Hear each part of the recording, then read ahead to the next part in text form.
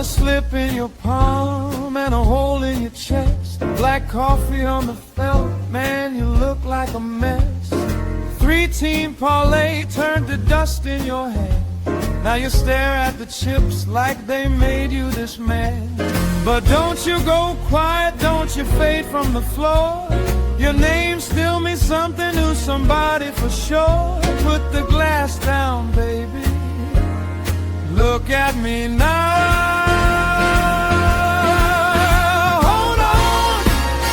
Hold on, not tonight, not now.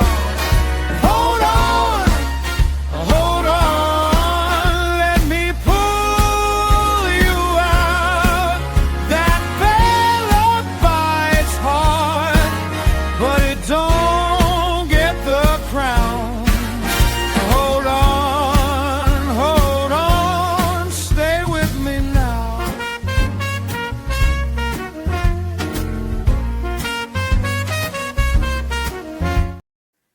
What's up, everybody? It's Toad back with you with Toadstool Sports for Tuesday, August 11th.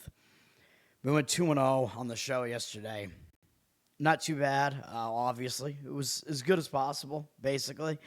We won with the Mets. Mets scored 5 runs in the first inning, so we had the Mets first 5. I'm like, okay, yeah, we're going to win that one. And then, it got a little close.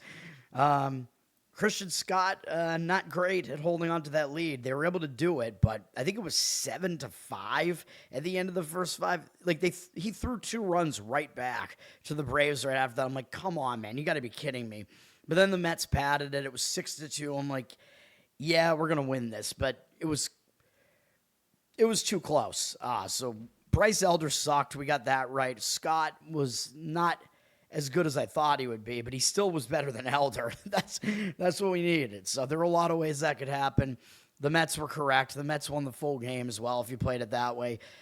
Milwaukee, San Diego, under. That didn't look great early. It looked like Casey Mize. I'm like, what is going on with this guy, man? Like, he gave up 2 runs, I think, in the second inning or something. I'm like, you got to be kidding me. It was a 2-1 game in the second inning, I think. And then San Diego actually retook the lead almost right away, and it was 3-2, probably in the 4th or 5th inning. And I'm like, yeah, we're not going to win this one. But we did. There were no more runs in the rest of the game. The bullpens were really good in the game. Mize settled down and wound up having a nice start. He had 1 bad inning, and other than that, he was good. On the Milwaukee side, yeah, it was good enough from who started? Henderson, right? Yeah, Henderson was pretty good in the game. He usually is. So it still won. Yeah, we got the under. It wound up being a 5-run game, 5-run total in that one for the full game. So, yeah, 2-0. I'm happy about it. We'll keep it going today. I felt like I was seeing a lot right yesterday. I think I got a lot of those leans correct yesterday in baseball and in WNBA, really. Today, I'm not seeing it. Today, I have 1 play. This is not a good baseball board. Sometimes Mondays are just better for me because there are different situations that I look for with teams starting new series and travel spots, and that helps me out. And I think it helps me out when there's a shorter board because I can kind of focus more. That's why I'm Mr. Thursday night of football, man. I got every Thursday night game on the spread correct in the NFL up through the first, whatever it was, like 13 weeks or whatever. I only had 1 of them wrong, whatever it was. I don't know. It helps me when I just focus on one game and like really try to figure it out. Don't have time to do that for every single game, and there's a lot on the board, though. Garrett, what's up? Braves can't beat the Mets. The Mets, they're playing with some effort right now. They're hot right now. They're scoring runs right now. Bryce Elder sucks, though, but you probably don't like the Braves pitching matchup today either, and if I were you, I also wouldn't. All right. Cleveland-Detroit is the first game up, and this is literally my only play of the day, so this is going to be a great show where you guys can get my 1 play and leave, and that's probably what's going to happen. I'm going to break down the entire rest of the board, though, and give out some opinions and whatever. But it is what it is, man. It's just the way this sets up. 3rd day in a row, I think I have a game. I have a play in the first game that's on the board, and this time I have literally nothing else. All right.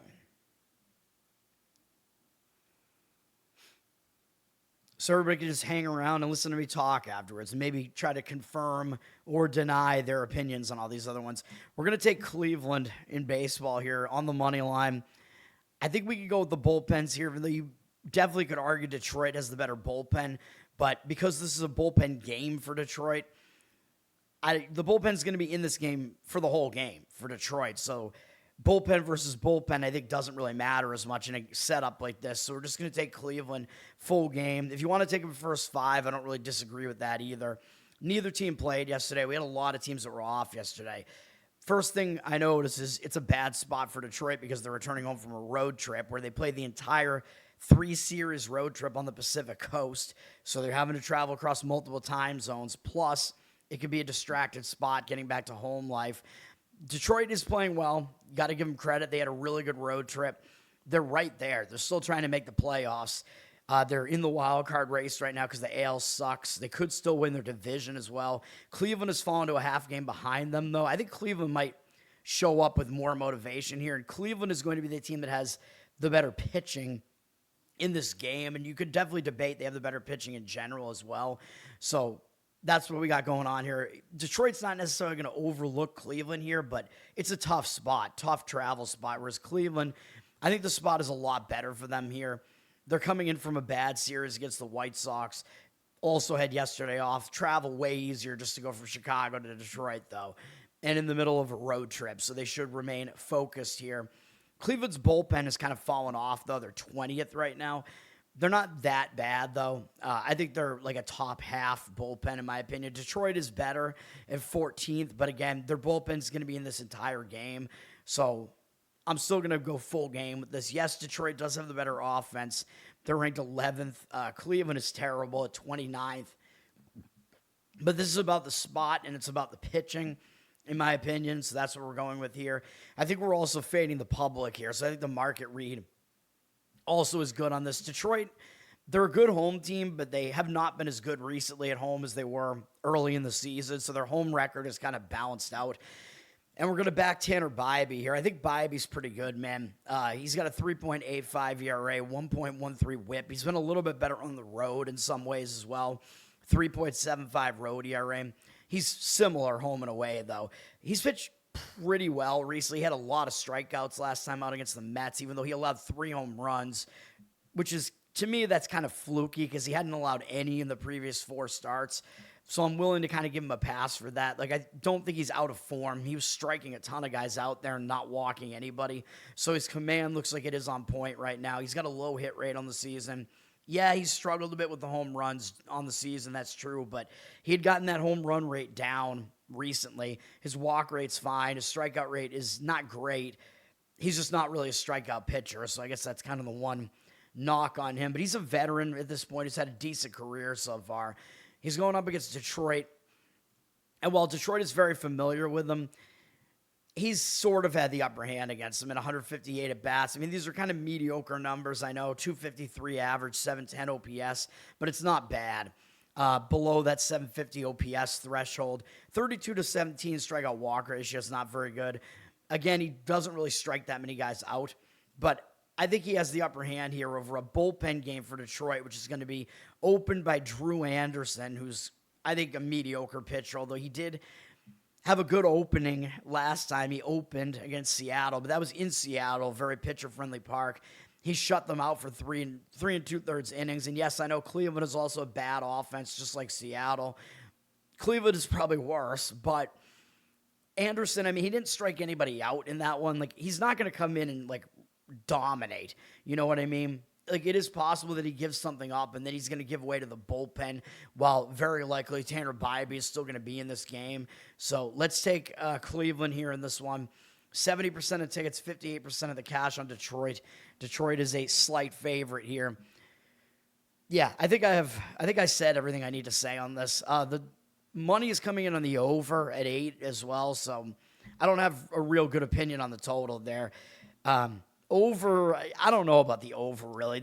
When teams have the day off the prior day and you got, like, that means you get rested bullpens, so the bullpens will be decent. And yes, I know that that'll help Detroit a little bit, that the bullpen is rested coming into this game, but I still think it's a better spot for Cleveland having an actual starter here. Plus, the return home spot is bad for Detroit. So, but yeah, this game seems a little bit more like an under than an over to me. But I don't really have a good opinion on that. I don't think I'm seeing the baseball board well today, man. But that is my only play, Cleveland on the money line. Some of the other games I sort of liked. This Pittsburgh-Miami one, this definitely was in consideration for me. I almost put this one on my card. These teams were off yesterday as well, which means hitting could cool off a little bit. It means the bullpens get a rest. So I was also looking at the under in this game, but it mostly had to do with the starting pitching. And I don't think I trust the Pirates bullpen enough, even if they are rested. So I think I'd be looking at a first 5 under here. And if you're doing that, you're going to need to take like a 3 or 3.5. And I just don't want to do that. Miami did win their last 2 games against the Angels. They're staying at home here. Not impressive beating the Angels, but we'll see. Miami and Pittsburgh, they're both kind of they're in like dire straits right now if they want to try to make the playoffs. Like these teams are in desperation mode. Miami has the better bullpen here. They're number 5. I don't think they're quite that good, but they're better than Pittsburgh. Pittsburgh is 23rd, arranged by WHIP, of course. And I arrange offenses by OPS. Pittsburgh is 4th in offense, and Miami is 10th. So, yeah, Pittsburgh is the better offense here. They're not quite as good on the road, though, and Miami plays in a pitcher-friendly ballpark. The pitching matchup here, to me, just right away, it looks like it should be an under, but what are we going to do with Paul Skeens, man? Is he actually going to be good again, or is he not? That's the question. Skeens, he's having an off season, man. I don't know how else to put it. He's got a 3.96 ERA now, though his whip is still good at 1.12, although usually with him you get a whip that's probably even below 1.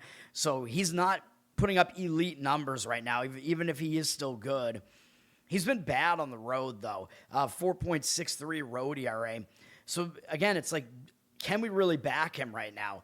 I don't know, man. And Skeens, I mean, the inning count is also a thing, but he went to 187 and 2/3 innings last year, and his numbers were awesome for the whole season. So the innings count, I don't think, is a problem for him.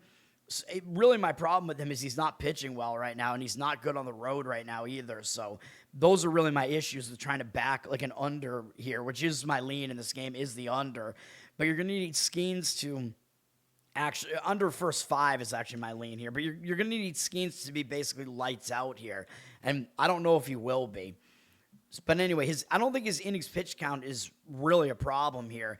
He's had way too many walks recently, though. His last 3 starts have all been pretty bad.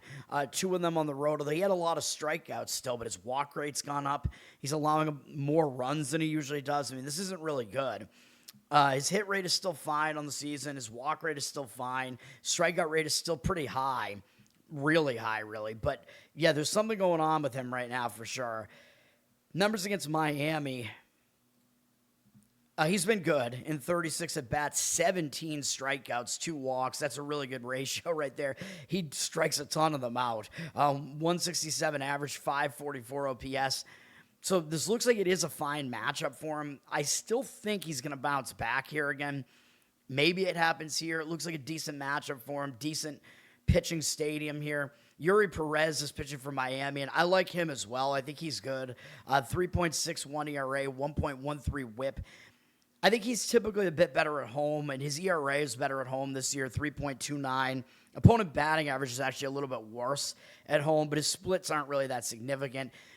He seems to be pitching well right now, even though he gave up some runs last time out against Atlanta. He's still striking out a lot of guys. He's been good over the past month plus at this point. He's got a low hit rate on the season. His walks are a little bit of an issue.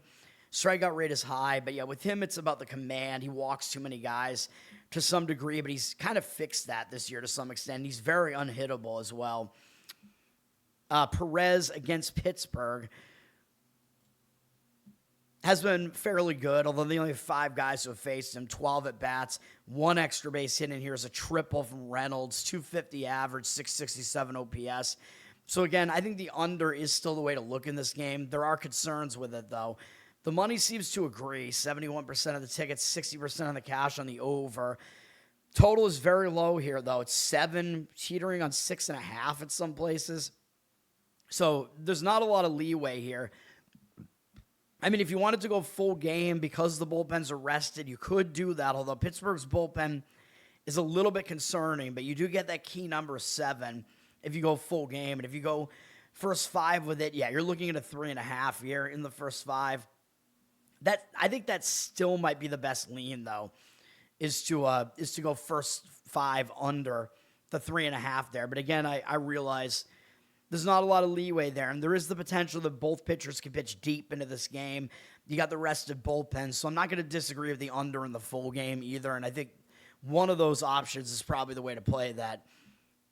Livy Dunn is distracting Paul Skeens. Yeah, probably. She might be more famous than Paul Skeens.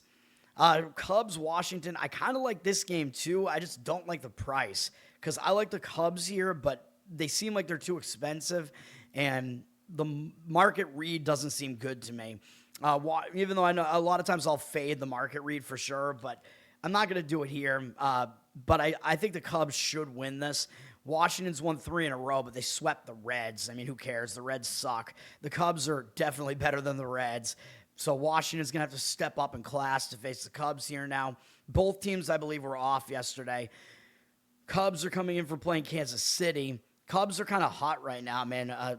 People not really talking about it, but they've won, I think, 6 of their last 7 games. They swept the Dodgers in there and then won a makeup game against the Blue Jays. And they won their last series against the Royals, 2 out of 3. Cubs coming into this might be the more motivated team at this point, too, because Washington kind of became sellers at the trade deadline. The Cubs were buyers.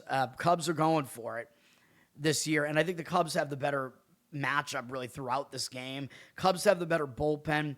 And even though they've kind of struggled recently, they're back up to 12th, and their ERA's back below 4, so they're doing all right now. Washington, not a good bullpen at 26th, with an ERA about a run higher, so the Cubs have the better bullpen. Both offenses are good. Washington is tied in first with the Dodgers. Cubs right behind them at third. You could make the argument the Cubs have the better offense here against Washington. Washington's not quite as good offensively at home for whatever reason. But I think the starting pitching is obviously an advantage to the Cubs. Shota Imanaga is pitching for them. He's turned his season back around. He's been pitching better again recently. He's a good pitcher overall. 3.6 ERA, 1.09 whip. He's actually better on the road. 3.24 road ERA. He's been good over the past, more than a month at this point. Obviously, he definitely turned this thing around. He's allowed 2 or fewer earned runs in every start going all the way back into late June. He's got a low hit rate here. He doesn't really walk many guys. His strikeout rate is okay. His problem is the home runs. That's really what's kind of knocked his ERA up higher than it really should be. The home run ball has been an issue for him. He is a fly ball pitcher, and some of that might have to do with Wrigley, windy games and stuff like that. I don't know, man. But Imanaga, I think he's a good pitcher. I think he should do well here against Washington, even though this stadium is Washington plays a lot of offensive games at home, although that's kind of the style that Washington plays. They have a good offense and terrible pitching, so it's not necessarily the stadium here. I think their stadium is just kind of middle of the road as far as how offensive it is. Offensive, I'm offended by it, yes. Imanaga has 47 at-bats against Washington. He's held them to a 255 average, 669 OPS, 12-2 strikeout walk ratio. So, yeah, he does pretty well against Washington. So I think he should be fine here against Jake Irvin, who is definitely the lesser of the 2 pitchers here. Irvin just came back from injury not too long ago. His season hasn't been very good, though. 5.37 ERA, 1.29 whip.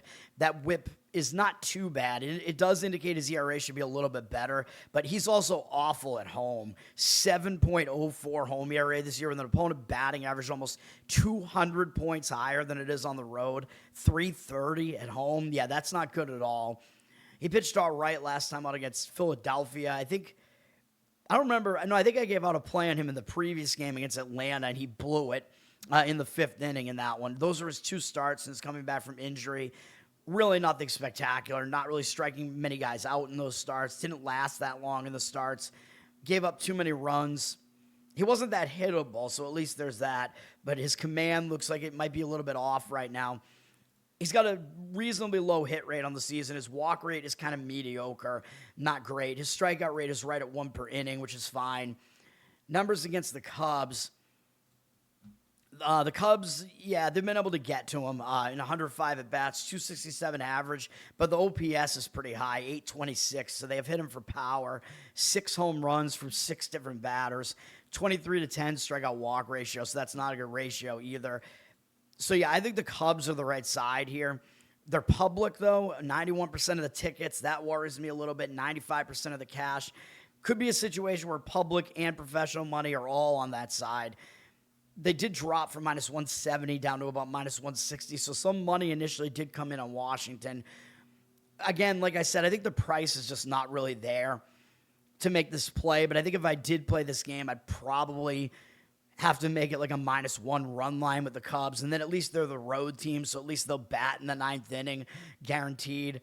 But yeah, I think the Cubs should win, and that seems to be the way to play this game. The total's high at 9, and the money's coming in on the over. I don't have a good opinion on that, although if the money's back in the over and you think the Cubs are going to win, you could take the Cubs to go over their team total and just take the Cubs to beat up Irvin plus the Washington bullpen, which I think they will get there with that one, although you need them to probably score 6 runs if you want to do that, which is a little high for sure. And then if you do that, you're taking one of the advantages you have out of play, though, which is Imanaga should have an advantage here in this game, plus the bullpen also does. So, yeah, I think like I'm making your own -1 run line is probably the way to play that with the Cubs there. Dirty Sock, what's up? Thanks for hanging out. All right.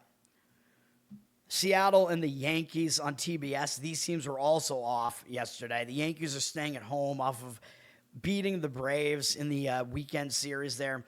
Seattle's having to travel cross-country, but they're going east, and it is the start of a road trip with a day off, and ththey're playing poorly at home, so it might be a good thing that they're just leaving home.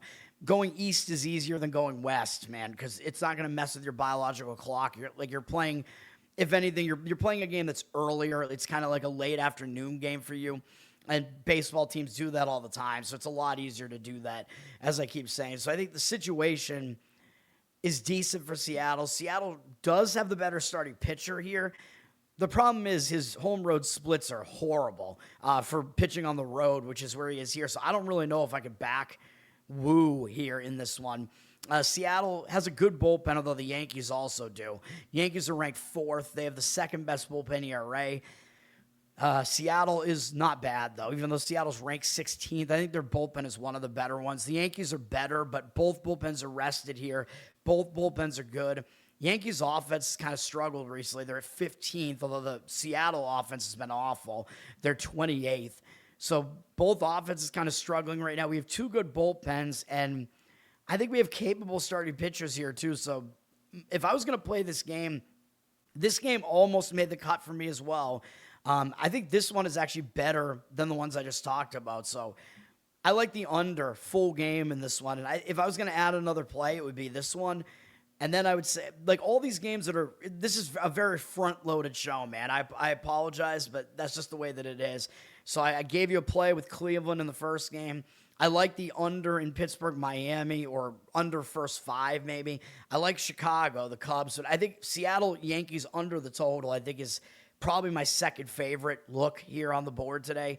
Then I would probably say the Cubs, then the Pittsburgh, Miami under. And I'll give out a couple other opinions that I think are reasonable as well. But some of those just have to do with the price not being good at all. The price, I think, is actually good on this total, though, in the Seattle and Yankees game here.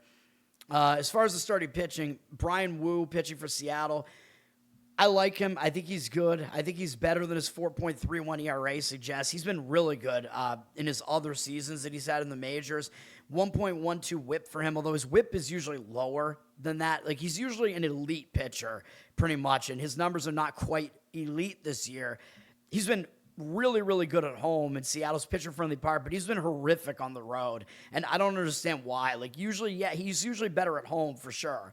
Like, there are obvious reasons for that, but he's usually not, his splits are never this extreme, right? Like, you usually see, he has like a 2-something ERA at home, and maybe his road ERA is like 3, something like that, but 6.71 road ERA this year. I don't know what's going on with him. And a 300 opponent batting average on the road. So he's like unbackable on the road.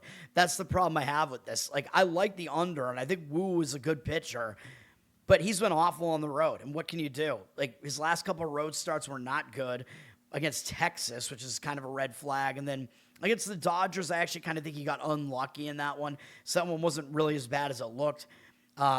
His last, really, his road starts have all been bad recently. Like, you have to go all the way back to like May to find a road start that was actually good, like a quality start. So yeah, that's not good. But his overall numbers are still good. That's just how good of a pitcher he is. He can be this bad on the road and still have really good overall numbers. Low hit rate. He doesn't really walk anybody. His strikeout rate is right at 1 per inning, basically, which is fine. That's about what he usually does. His numbers against the Yankees are actually good. In 45 at-bats, 200 average, allowed 506 OPS, 9-1 strikeout walk ratio, so that looks good. The only things that don't look good are the fact that he's really, really bad on the road, and it's been consistent throughout the season, and it's really difficult to explain, though. I don't like it. I don't.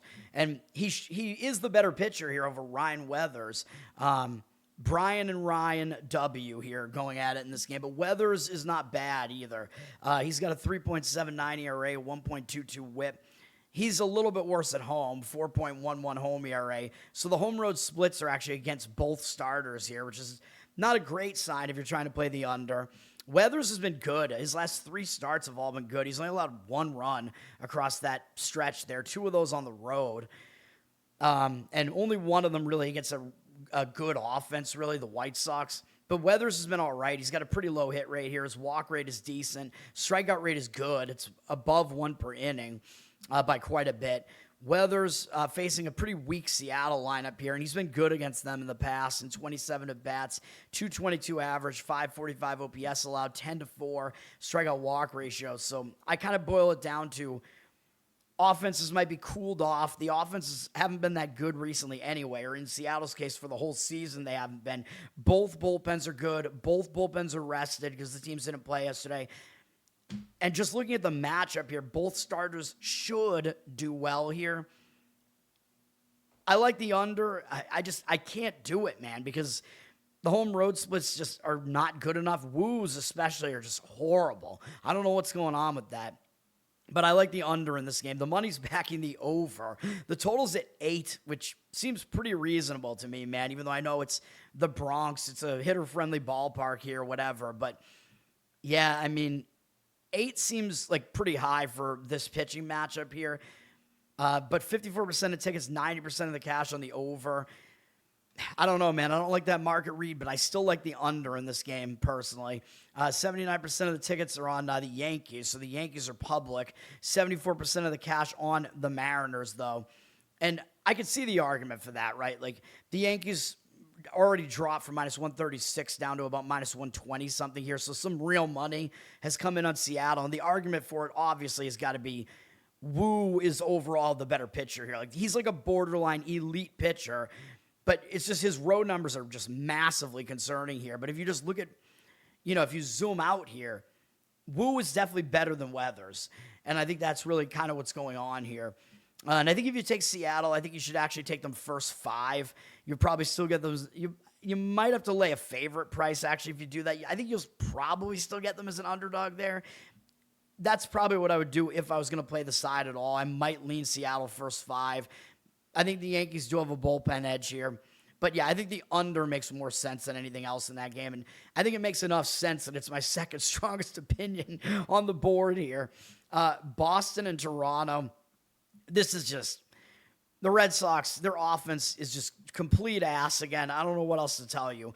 The Red Sox couldn't score against Tyon plus Simeon Woods-Richardson yesterday, who, yes, Simeon Woods-Richardson is on Toronto now. The Red Sox couldn't score against that combination. Are you fucking kidding me? And then the only run they scored, Toronto tried to screw them out of the run because if you saw what happened, I think it was a sac fly, but the scoreboard said that there were 2 outs when there was actually 1 out. So it was valid. It was a sac fly. And then the Red Sox complained about it because the umpires were like, nope, that's the 3rd out. But the Red Sox were like, yeah, no. It's That was the second out, in fact, and that was correct. It was the second out, and it took like a 15-minute like umpire powwow where they had to get together and realize the scoreboard was fucked up, and then they were like, okay, yes, the Red Sox do get the run. That was the only run they got in the game yesterday. This is not good, and you're going to take this Red Sox offense and put them up against Dylan Cease now? Yeah, the Red Sox are fucked. The Red Sox are not winning this game. There's no way. The Red Sox have lost 3 games in a row as a favorite now. Now they're going to be an underdog because they have to face Dylan Cease. And it's even worse because the Red Sox have their worst starting pitcher on the mound here. And it's not even close. He's by far the Red Sox have a good starting pitching rotation, even without Crochet. It's Sandoval today. This guy shouldn't even be in the starting rotation. I mean, this guy is horrible. Horrible. Like, there's a massive drop-off between all the other Red Sox starters and this guy. So, yeah, you know what I think about this game. The Red Sox are not winning this game. I would be shocked if they won this game. It's not going to happen. Although the Red Sox do have the better bullpen, so I guess if Sandoval somehow pitches okay here, I mean, he could, I guess, because Toronto's offense blows. So if the Red Sox are kind of hanging around in a low-scoring game here, the bullpen, I guess, could get them the win here. They have the better bullpen. The Red Sox only used 1 guy out of the bullpen yesterday. Toronto used 3, including their closer, Varland. So the Red Sox do have a bullpen edge here. They're number 1 in bullpen in both ERA and WHIP. Toronto's not bad at they're 17th, but their numbers are pretty good. But obviously the Red Sox have the better bullpen. Red Sox have the better offense as well. They're 14th. They've been better recently, up until very recently when they've fallen off again over the last few games. Toronto is awful, though. They're dead last offensively, so they don't really have an offensive edge against anybody. But like I said, Sandoval is getting the start for the Red Sox. Patrick Sandoval, you might think, oh, yeah, he's not bad, 3.38 ERA. The Red Sox have won all 5 of his starts. Yeah, but come on, man. Look at his career numbers. They're not good, and he's got a 1.67 whip here. That indicates that his ERA should be like in the 5s, or maybe even worse than that. This guy sucks. He's not good at all. And yes, I know his ERA is actually better on the road, 2.89, but the rest of the numbers don't suggest it should be anything near that. He gives up too many hits. He gives up too many walks. He is not good. And he actually did face Toronto back in that previous series in late July, and he shut them out for 4 2/3 innings, but he was skating around it, man. He put 7 guys on base, somehow allowed no runs. Toronto's offense isn't good, that's true, but you can't keep doing this and not allowing anything, you know? He's got a high hit rate, pretty high walk rate. His strikeout rate is decent, so I'll give him that. His strikeout rate is actually good, so I will give him that, but he's jamming the bases with runners here. Yeah, it's not good. Like, he's only allowed more than 2 earned runs once, but I don't care, man. He's not going deep into games, although, yes, the Red Sox bullpen can definitely come in and potentially save the day here, but I don't think Sandoval is going to be that good. However, he does have decent numbers against Toronto and 55 at-bats, 255 average, 608 OPS allowed, 9-5 strikeout walk ratio is not good, though. But, yes, if he's going to do okay against somebody, you know, I mean, he does draw one of the worst offenses in baseball here, and it's an offense that he's done well against in the past. So at least that is a positive for him. But Dylan Cease is pitching for Toronto. Cease is elite, man. Like, last year, his numbers actually were pretty bad, really, for his standards with the Padres. This year, not bad at all, even though his walk rate is still an issue. He's just been so dominant otherwise, it doesn't even really matter. 2.28 ERA, 1.04 whip. I'm certain that he's in the Cy Young discussion. I don't know where his odds are right now. He's not going to get it, though, because Toronto doesn't win games. But 2.86 ERA at home, so he is actually worse at home, although he's still good either way. He's been racking up a ton of strikeouts, as usual. Going a little bit deeper into some of these recent games, a lot of times he throws too many pitches to go deep into games, but he's got like an elite hit rate. He is very unhittable. He walks too many guys, though. His walk rate is actually kind of bad, and his strikeout rate is also elite. So he's extremely hard to hit. He blows batters away, but he's also out of control. But again, his stuff is so good that his command numbers don't even really matter that much. Against the Red Sox, yes, he's been good. In 92 at-bats, 207 average allowed, 639 OPS, 30 to 11 strikeout walk ratio. So again, the walk rate is kind of an issue here, but he's a pretty dominant pitcher, man. And the Red Sox, it looks like the Red Sox will have their new catcher, Adley Rutschman. It looks like he will be activated, and I assume that means he's going to catch in this game. So he will improve the Red Sox offense, since the Red Sox catcher has basically been a hole in their lineup. It's been like Connor Wong, and then since the trade, Jake Rogers, although I'll give Rogers credit for getting some hits in some of those games in that White Sox series. Rogers is probably going to be off the roster, though, like sent to the minors or whatever to activate Rutschman, because they're not going to keep 3 catchers. There's no way, especially when their catchers are all bad offensively, except for Rutschman now. But yeah, it's been Connor Wong and Jake Rogers being the catchers here. So yeah, the Red Sox are probably going to have Rutschman in the lineup 4 out of 5 games, you know what I mean? Which is typical for a catcher that is a good offensive catcher, right? So that's probably what they're going to be doing. I assume he's going to be in the lineup here. How much is that really going to help? I don't know. Cease has no numbers against him. If you go back and look at the tab on ESPN that I just showed you, I'm pretty sure that's accurate. Unless, actually, Rutschman might not be in there yet. I'm not sure, because it tracks the active roster, and if Rutschman is still considered to be in the minors, maybe he has faced Cease before. I don't know. It's kind of weird if he hasn't, but whatever. I don't think it's going to improve the Red Sox offense that much. The Red Sox are actually taking the money here, though. Toronto's at minus 140 something. I think maybe the thought is that you're just paying too much of a price for Cease. So the guys that do like the pricing stuff, like the market stuff, they're going to say, well, the Red Sox went from being a favorite yesterday and a bunch of games in a row to now all of a sudden being an underdog. So those guys are going to tell you that means there's probably some value on the Red Sox. But I'm going to say, well, there's kind of a reason that Toronto's favored here. Obviously, it's that this is a pitching mismatch in favor of Toronto here. Yeah, that's why. So, yeah, I don't fully buy into the pricing, like, change. I mean, I could buy that maybe Toronto's a little bit overrated with Cease on the mound. I could definitely buy that, but the price doesn't seem that high to me. I still think the way to play this is to take Toronto in the first 5 innings here. I think Cease versus Sandoval is a massive edge for Toronto. That's just the way that I see it. Maybe I'm being, a negatively biased here. I don't know, against the Red Sox, because I'm really pissed off right now, and I don't see them winning this game really, but I don't know. Obviously, the odds makers are telling you there's a chance the Red Sox win. They have 74% of tickets, 94% of the cash on them. So the money is hitting the Red Sox side, and the total's really low at 7, which I think also has to do with how bad these offenses are. So again, Sandoval might be able to kind of get through this because the offense he's facing isn't good. But the money is hitting the under, so that's somewhat interesting, I guess. But I still think first 5 Toronto is the right way to play this. I think it's a giant starting pitching mismatch in favor of Toronto, man. You probably have to lay a half run, though, because the odds makers also know that. So the money line's probably going to be at least minus 150 on that. So you'd have to lay the half run, but I think that's what I would do. Although then you're requiring Toronto to actually score, but I think they will probably at least score a couple of runs off of Sandoval. So that's what I think there. Toronto first 5 would be the way I would play that, but obviously not factor in their bullpens, because the Red Sox bullpen is the better one. All right. Mets, Braves. So finally, we have a game where the two teams actually played yesterday. Boston, Toronto did as well. My mistake. But yes, the first 4 games I talked about were all teams that were all off yesterday. The Mets got the win for us on the show yesterday in the first 5, and they also won in the full game.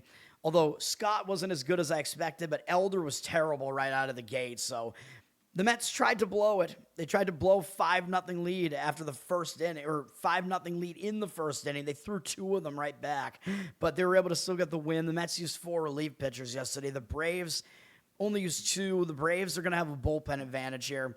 They're number 3, although the Mets are pretty good as well at 8th. So both bullpens are still good, but the Braves are the better one and more rested. Braves are the better offense. They're 8th, tied with Tampa Bay here. Mets are not a good offense, although they've been better recently. They're 25th right now, tied with St. Louis. And they've been one of the better offenses in baseball over the last week or so, which is kind of insane. But the Mets do have the better starting pitcher on the mound here with Nolan McLean.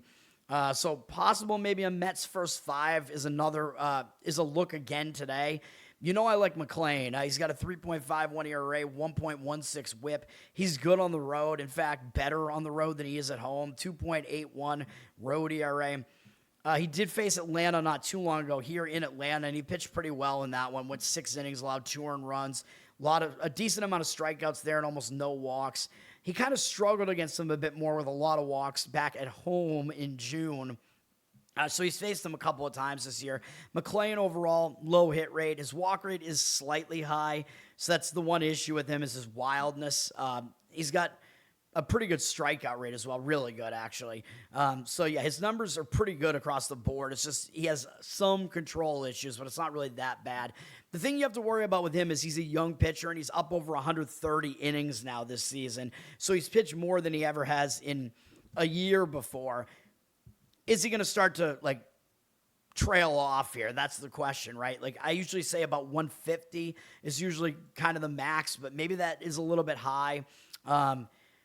He wasn't really good in his last start against Cleveland, although his strikeout stuff was still there, but he put a lot of guys on base against a bad offense in Cleveland. That was on the road, and he gave up a lot of runs in that one, although he still got the win because the Mets put up a ton of offense behind him. And I think we might have had the first 5 under in that one. Yeah, that didn't go well, obviously. But the thing that is good, though, is he's still striking guys out. So that kind of tells me that he's not totally losing it yet. So I think he will actually do all right here. He has good numbers against the Braves. 50 at-bats, 200 average, 553 OPS, 14-5 strikeout walk ratio is not really that good, but the rest of those numbers are good.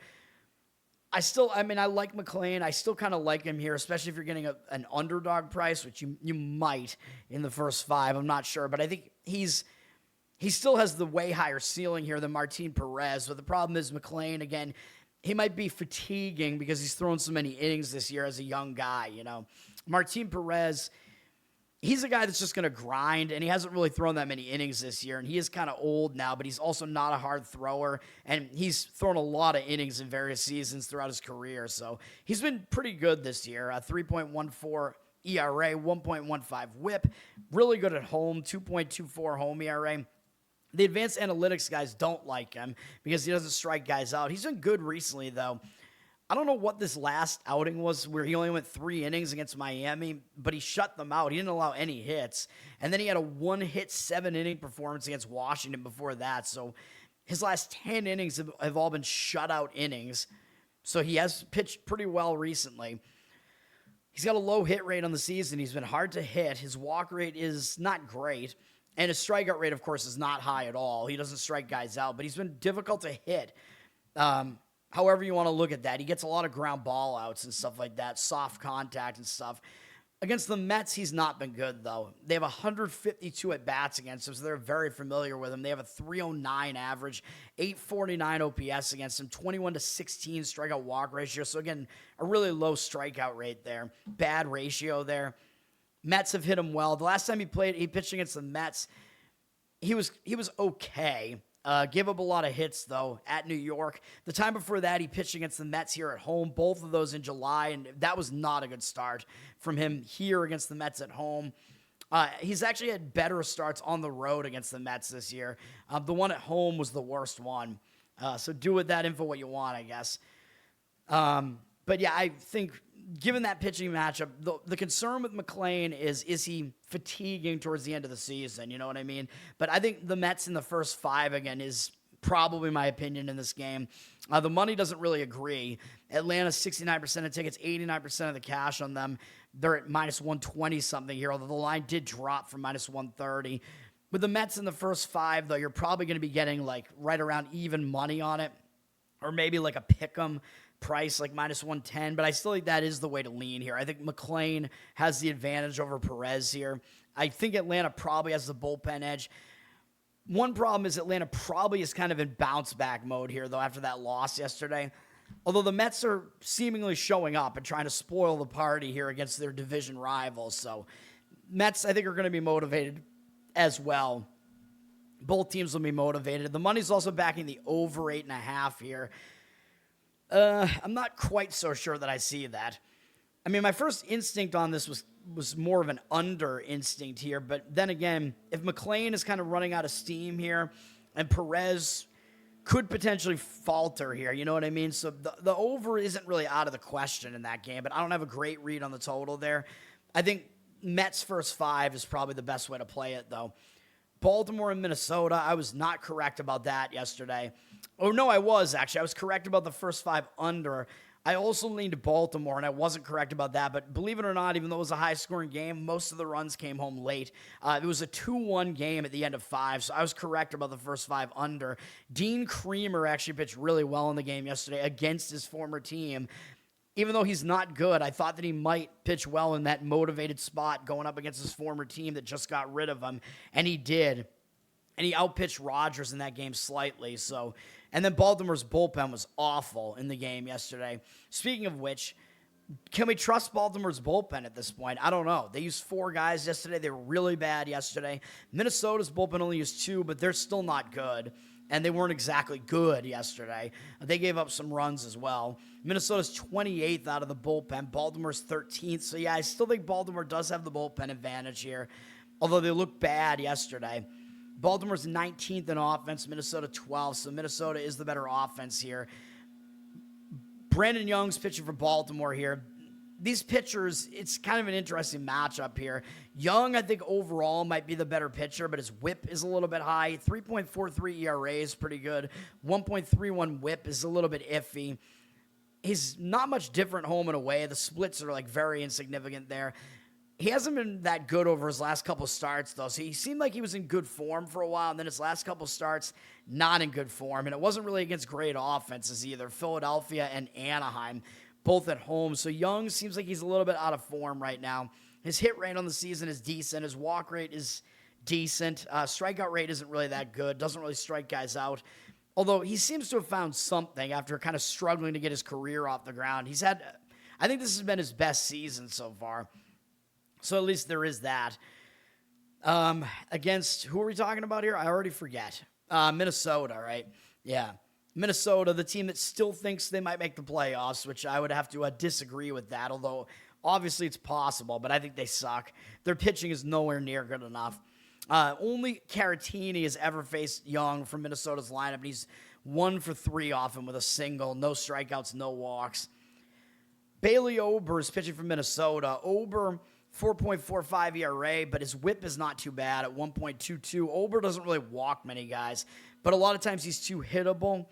He's got extreme splits, though, and he's way better at home than he is on the road, so he's in the better of his home road splits here. 2.72 home ERA and 194 opponent batting average at home. That's good.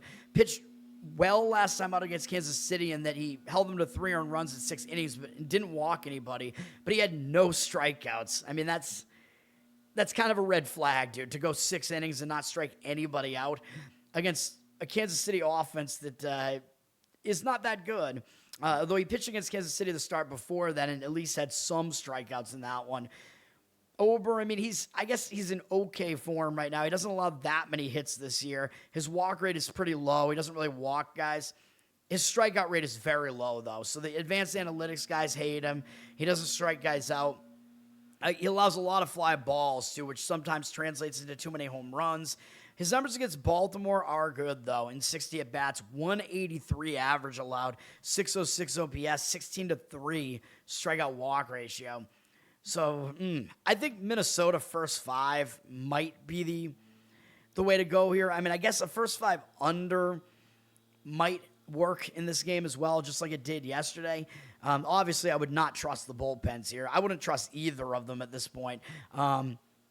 What are we looking at here? It looks like the money is backing Baltimore, which I don't really agree with. 54% of tickets, 91% of the cash on Baltimore. Motivation also might not totally be there for Baltimore, remember, because they sold at the trade deadline, and they're not considered to be a team that's actually going for it, whereas Minnesota is, even though I don't think they're good enough to do it. But the money is back in Baltimore. They're a little bit of an underdog. It's almost like a pick-em price now, though.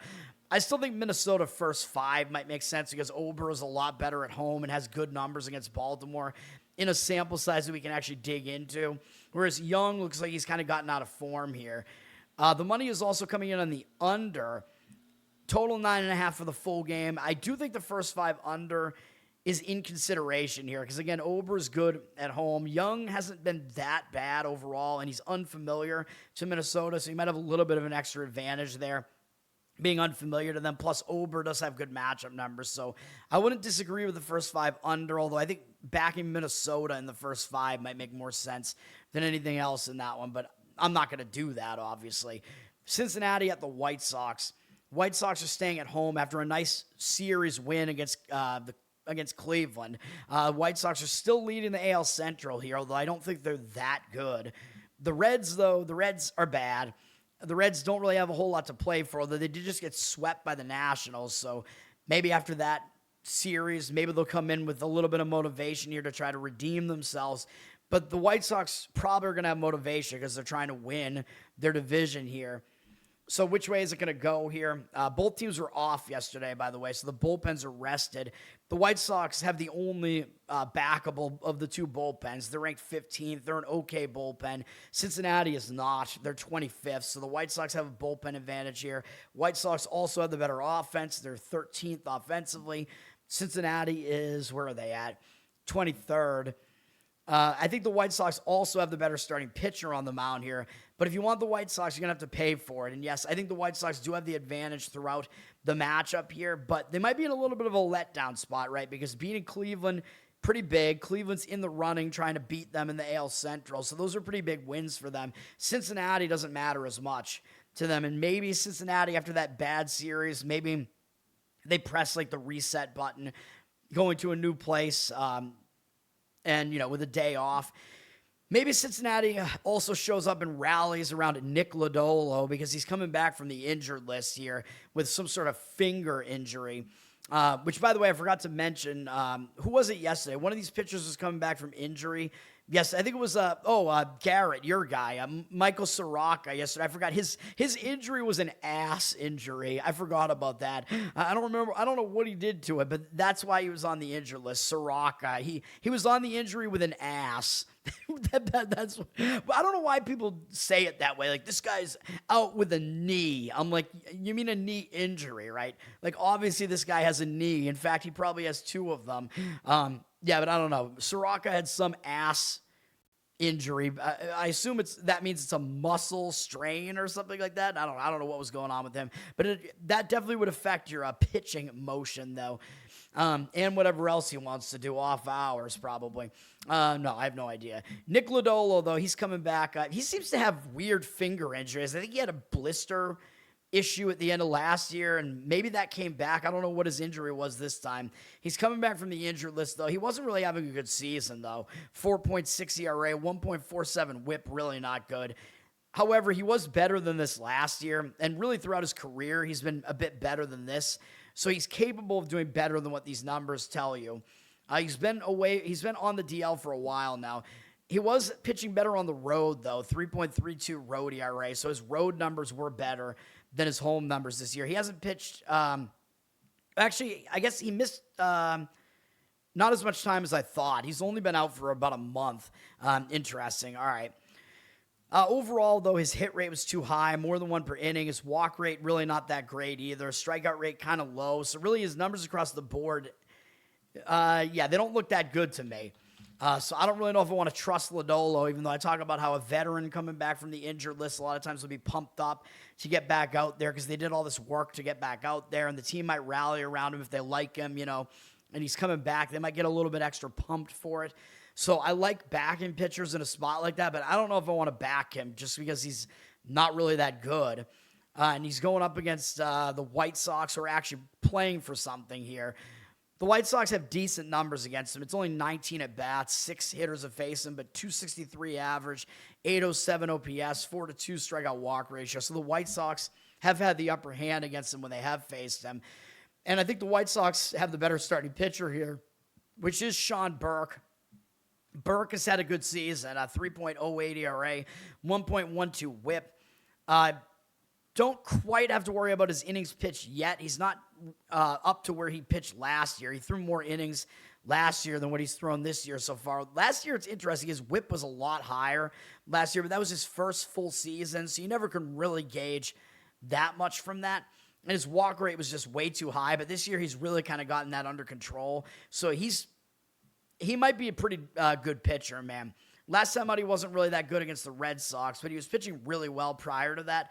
So I'm not ready to say that we should totally pack it in on him yet, based on the fact that he threw more innings last year. So I think he has at least one more good start in the tank here, probably. He does have a low hit rate here, low walk rate this year, way lower than it was last year. So that's a good sign. Strikeout rate is high as well. So his numbers are pretty good here across the board. He's facing a Reds lineup that's not good. Only Blade has ever faced him, and he has had success. He's 2 for 6 with 2 doubles, 2 walks, and no strikeouts. But what do you take away from that? If one guy in the opposing lineup hits you, I don't think that really matters that much. I think I lean White Sox in this game. The money's not agreeing with me at all, though. The line is around minus 150. It hasn't really moved that much. 83% of the tickets on the White Sox, 68% of the cash on Cincinnati, though. So the money's back in the Reds. I think it's because everybody kind of knows the White Sox are the team with something to play for here, whereas Cincinnati really isn't. So that means you'll have to pay extra to back the White Sox. But to me, I think they have the better starting pitcher. I think they have the better bullpen. I think they have the better offense. So to me, the matchup favors the White Sox in every aspect of this game. And the situation to me, I guess, is slightly negative for them because it might be a little bit of a letdown spot, but they do kind of have to continue to be motivated to keep going. Although you could argue that, well, they have some padding in their division right now because they're like 3.5 games up. So maybe they will kind of take their foot off the gas a little. I'm definitely not going to recommend playing this game, but I think if I was going to, I would still lean to the White Sox, making like a -1 run line or something. Don't like the market read on that at all, though. And the money's backing the over, even though the total's only 7.5. And you would think that backing Cincinnati kind of means you think it's going to be a lower scoring game because that's how the underdog can hang around usually. Yeah, so I don't know about that total indicating towards the over. I mean, there might even be a few more indicators towards an under. Like maybe Lodolo is extra pumped to get back out there, although I don't trust his matchup numbers or trust the way that he pitches, really. But maybe there are more indicators towards an under than an over from me. I would only do it in the first 5, though, if I was going to try to play the under at all. If I was going to play the Reds, I would only do it in the first 5 as well, because their bullpen, I would exclude that in every case unless I was fading them, you know. All right. But I still think the White Sox run line might be the better, or -1 run line, make your own or whatever, might be the better way to play that. Philadelphia, St. Louis, close game yesterday. Philadelphia got out of there with a 6-5 win. I think I said that I kind of liked the over in that game yesterday, and that did hit. Philly used 2 relief pitchers in that game. St. Louis, neither bullpen is that good, so that was kind of part of that opinion yesterday. St. Louis used 4. I still would not trust either bullpen here, even though Philly is probably a little bit better. Their ERA is actually worse, but they're more rested. They're 19th in the bullpen. St. Louis is 21st. Neither offense has been very good. Philly 22nd, and they're not that good on the road. St. Louis 25th, and this is a hitter-friendly ballpark here. St. Louis is probably going to be difficult for them to score because they're going up against Christopher Sanchez, who's obviously a top-level pitcher here. 2.65 ERA. 1.22 whip is not elite, though, so he's starting to put some guys on base here, and he's actually been pretty vulnerable on the road. 4.48 road ERA, but what's really kind of concerning is a 3.12 opponent batting average on the road. He's been pretty hittable on the road, which is kind of crazy. And he hasn't really been quite as good. Like, he was dominant for a lot of the season, but going into the All-Star break and out of the All-Star break, he hasn't been as good. Still has a lot of strikeouts recently, but he kind of struggled a little bit in his last start against Washington, although they're a pretty good offense. He's faced some good offenses here recently, so I'm not going to knock him too much for that, but he also walked a ton of guys against Baltimore, even though he struck out a lot of guys. His overall season numbers, his strikeout rate's very high, so that's good. His walk rate is not too bad. I mean, his walk rate is a lot better than you usually get from him. But it seems like whatever he changed makes him more hittable because his hittability has taken a hit, pun intended, I guess. His hit rate is almost 1 per inning, which is higher than what you usually get out of him. And a lot of that has come on the road for whatever reason. However, this might be a better matchup for him. If he's going to do well on the road, it might happen in a game like this where St. Louis only has 4 hitters who have faced him, 19 at-bats. They only have a 158 average against him, 589 OPS, 9-3 strikeout walk ratio. Herrera does have a home run off him, but not a whole lot else going on here. And it's a pitcher-friendly park, so I'm not going to come in and say that I don't think Sanchez is going to pitch well here. I think more than likely, I think he will pitch pretty well here. And he's better than Andre Payante, who's pitching for the Cardinals here. Although Payante does have decent numbers on the season. 3.63 ERA, 1.22 whip. He's got some fairly significant splits, though, and he's not as good at home. 4.34 home ERA with a much higher opponent batting average at home. So he is definitely fadeable at home. He's not nearly as good at home. He's been walking some guys recently, not going quite that deep into some of these outings recently. Does have a pretty low hit rate on the season, which isn't bad. Walk rate, I thought would actually be worse than this, but his walk rate is not too bad. His strikeout rate is low, though, so the advanced analytics guys are going to come in and not like him because they don't like the low strikeout rate. But again, I compare it to the walk rate, and I'm like, is that ratio that bad? It's not great. Like, I look for at least like a 3 strikeout to walk ratio, and he's below that. So it's not excellent. Payante against Philly, though, these are some bad numbers. In 56 at-bats, 339 average allowed, 848 OPS. So I think the matchup has to tilt towards Philadelphia here. I don't love their bullpen. Maybe you take the bullpen out, but if you're going to try to play Philadelphia here, which I do lean to Philadelphia here, but if you're going to try to play them, the price is insane on them. Like, it's basically unplayable. Actually, maybe not. I thought it was closer to minus 200. It's actually not. It's like minus 160 something. But 90% of tickets, 74% of the cash on Philly. So the money's indicating on St. Louis. The total is in the 8 range, and the money's kind of come in on the over here. I can see the argument for the over, right? A lot of it, you could point towards the home road splits being bad for both pitchers. Sanchez is definitely worse on the road. Payante is worse at home. And then you have 2 bullpens that aren't good. So I actually kind of agree with the over in this game again. I don't know if I'd really want to do it with Sanchez on the mound. I think Philly does have a lot of advantages in this game. The starting pitching is obviously, I would say, an advantage to them. But having to lay minus 170 almost on the road, I don't think you could do it. I mean, you could try to make like a Philly run line and you'll get all their at-bats. It seems a bit questionable to me. The other thing you could do is you could play Philly over their team total. If you think that Philly is going to be the team that's more likely to put up more runs in this game, you think it's going to be a high-scoring game, Philly over their team total makes sense. You'll probably need them to score 5. You might need them to get to 6, though. But it's doable, I think, for them in that game. And both bullpens are bad. I don't even know if either bullpen really has a particular advantage in that game. All right, Texas and Anaheim on ESPN Unlimited.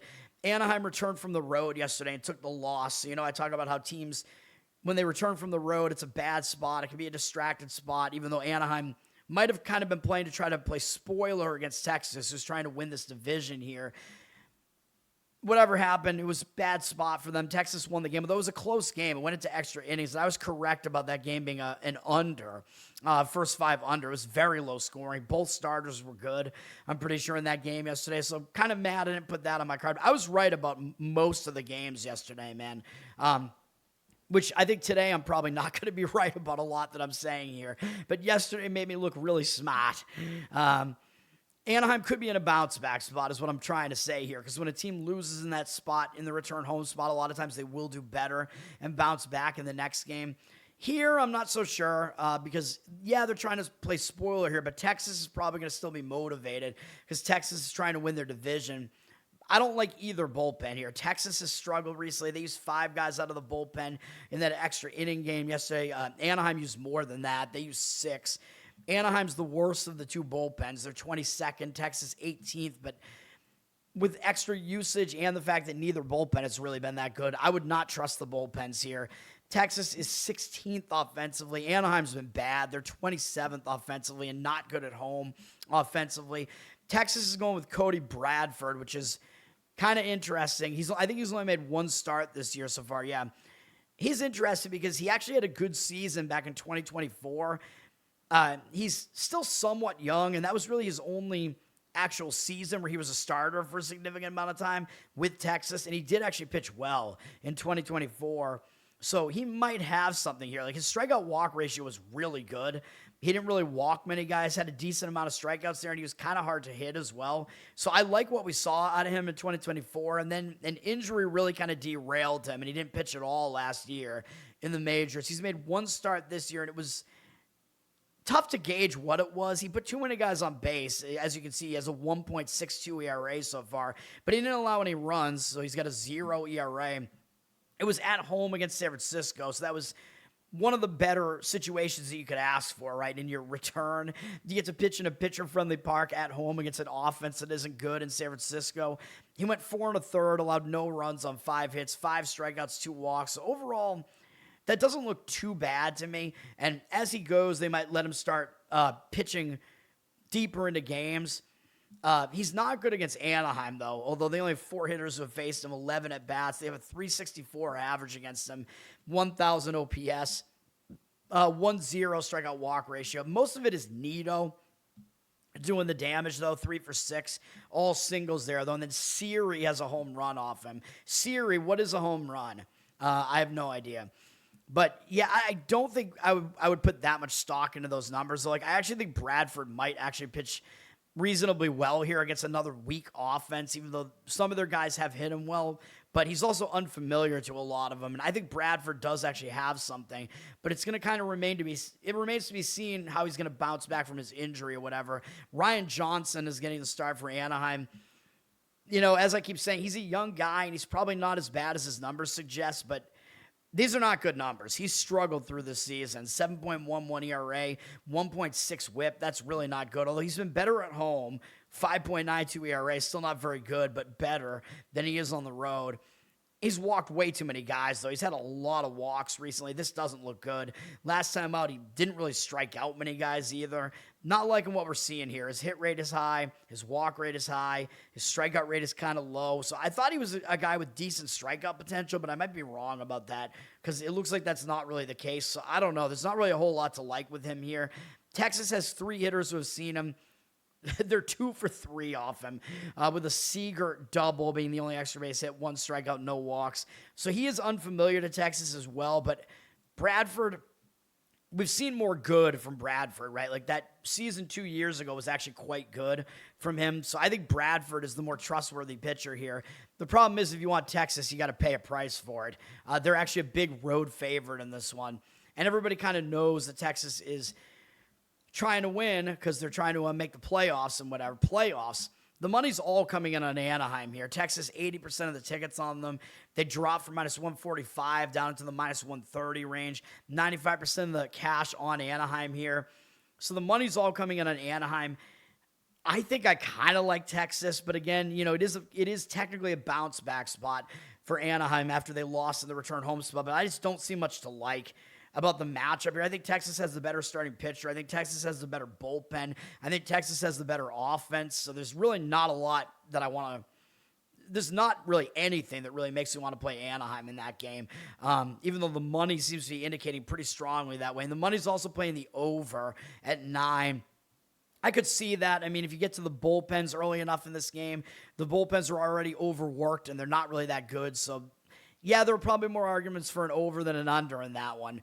I don't know if I really want to necessarily fade Bradford, though. I mean, Johnson is pretty easy to fade right now, though. All right, I'll be right back. I'll talk about the rest of these games and then WNBA as well, though I don't have any plays in any of those today.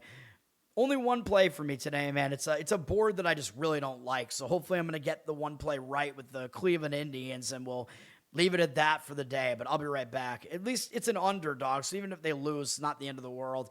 I'll be right back.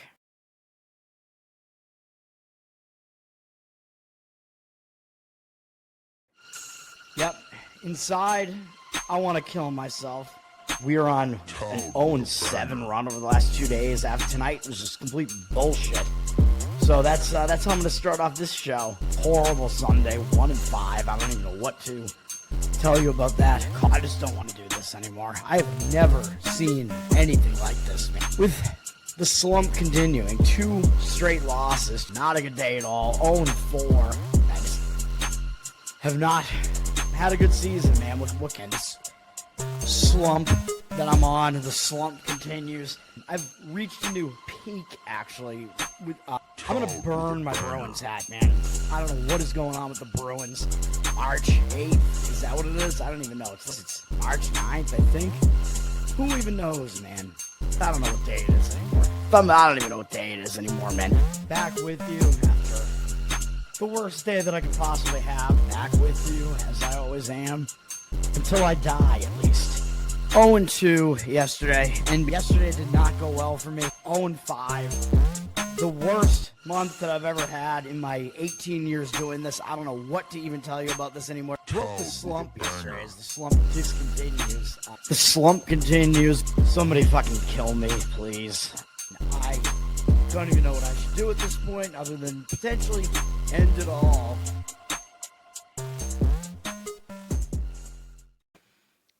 All right. Colorado and Arizona. Arizona, they're trying to make the playoffs here, man. They're playing pretty well recently. They got a pretty good record now. They're still 7.5 back of the Dodgers, who people are, I don't know, people are seemingly writing off the Dodgers for some reason, even though they're the best team in baseball. They're completely stacked. They're about to get another one of their pitchers back, and they have one of the best records in baseball. Writing off the Dodgers is stupid. But, yeah, Arizona's playing pretty well. I mean, Colorado's not a good team, and Arizona beat them 9-0 yesterday.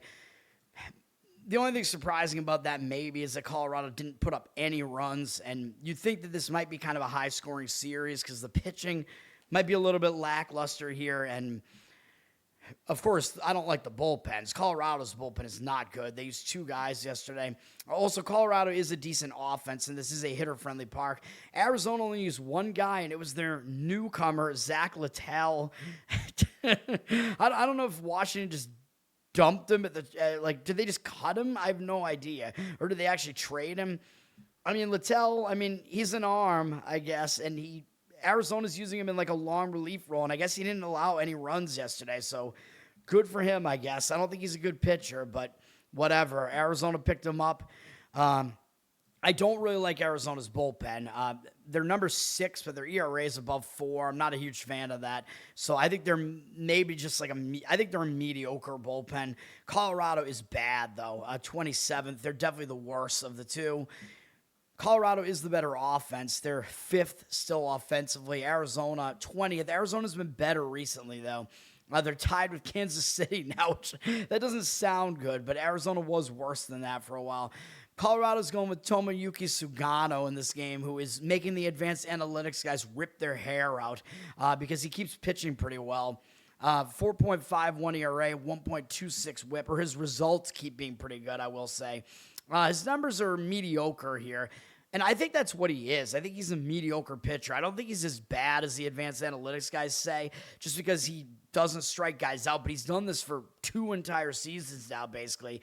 Like, it's not a fluke when for 2.5 seasons, you've exceeded like what your expectations are. I don't know.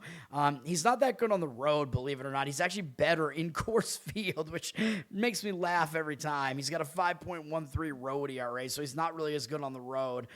He's still pitching pretty reasonably, though. He's just not allowing that many runs. He's eating up some innings here. He's not going to kill you for the most part. A couple of these games he didn't do well. And even in those games, he got enough offensive support behind him that one of the games they won anyway, with the 23-9 A's game in that ridiculous Vegas stadium. And then they almost won the game where he allowed a bunch of runs against Minnesota. His hit rate is a little bit too high, no doubt about that. He doesn't walk guys, though. And his strikeout rate is definitely low. No question about that, but at least he doesn't walk guys. He does allow home runs. He is kind of a fly ball pitcher, which you'd think would kill him in Coors Field, but it still hasn't. It's not great for this stadium either. This is a home run at conducive stadium. And the other thing not great is Arizona does actually hit him well. They have 42 at-bats against him, 286 average against him, 800 OPS, 5-3 strikeout walk ratio. So do I trust him to pitch well in this game here? No, I don't. Maybe I'll align with the advanced analytics guys in this particular game, but Sugano, not that good on the road, doesn't have good numbers against Arizona. I would lean towards him not doing that well here. Arizona's going with Mitch Bratt, who we still don't really know what we're actually going to get out of him.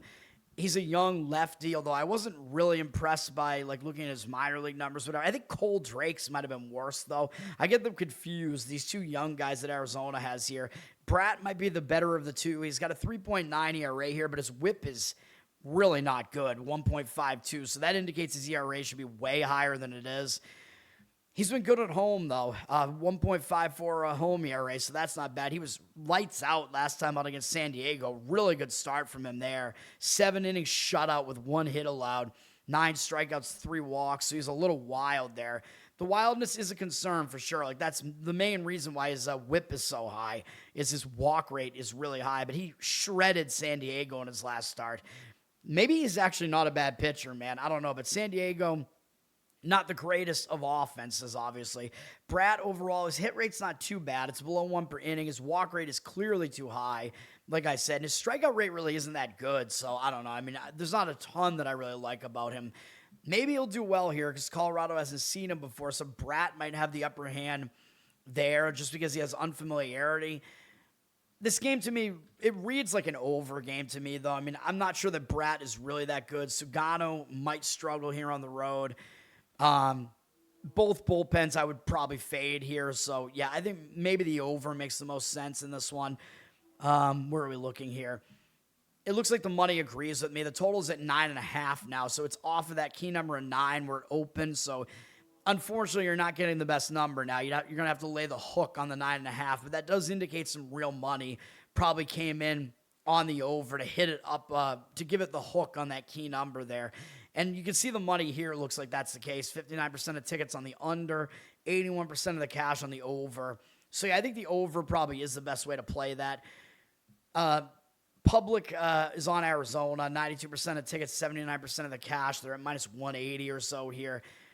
It's too much of a price. Like, should Bratt really be favored at that price against anybody? Probably not. So I can kind of see where that opinion is coming. Like, it looks like some of the money is back in Colorado. It's really just because of the price. But I think Arizona probably is going to win this game. I think they do have the starting pitching edge here, although it's questionable probably.